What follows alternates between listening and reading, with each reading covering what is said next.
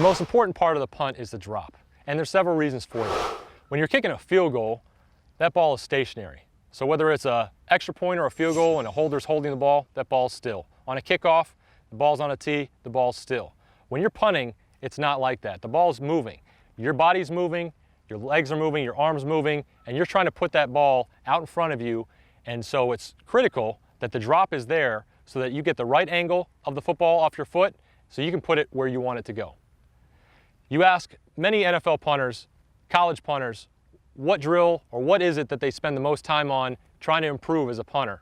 And 100% of them will tell you that it's the drop. So what we're looking to try and do with our punt is we're trying to get that ball out in front of us. If this is the ball perfectly straight out in front, angle straight downfield, we're going to turn this nose of the ball, the front of the ball, just slightly in and slightly down to maximize that angle off our foot as we swing up and through the ball. We're going to extend that ball straight out, right out here on a level plane. We want as little movement as possible. We don't want the ball moving up and down. We don't want to, when we catch it, we don't want to bring it in close to our body. We want the ball as still as we can, starting right from here as we catch it and extending it straight out in front of us. We don't want to throw the ball up in the air.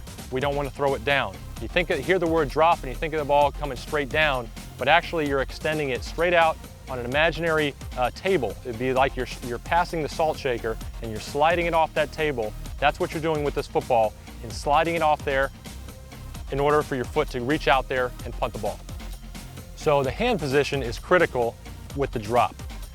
I recommend either a handshake grip coming from the side, so your thumb is on the side seam and your middle finger is on the side seam, or an underneath grip, underhand grip, where all four fingers are underneath the football and my thumb is here on top.